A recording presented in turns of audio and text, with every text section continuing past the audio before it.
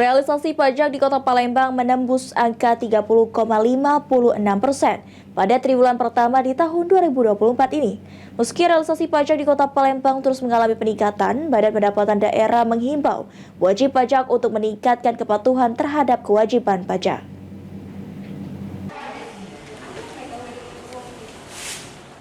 Realisasi penerimaan pajak Kota Palembang pada triwulan pertama tahun 2024 terpantau cukup baik.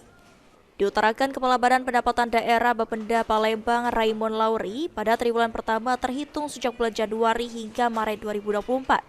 Realisasi pajak di Kota Palembang mencapai 30,56%.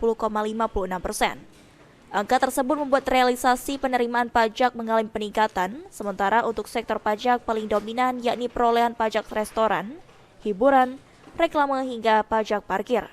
Untuk meningkatkan perolehan pajak, Bapenda Palembang juga terus berupaya memonitoring, mengawasi hingga melakukan uji sampling 9 sektor penerimaan pajak daerah.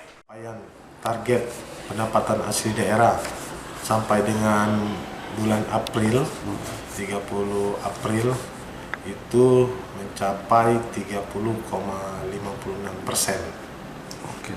Kalau untuk sektor pajak yang paling dominan sejauh ini apa, Pak? Ya, untuk sektor yang paling dominan untuk capainya seperti PBJT, restoran, hiburan, reklame, dan parkir.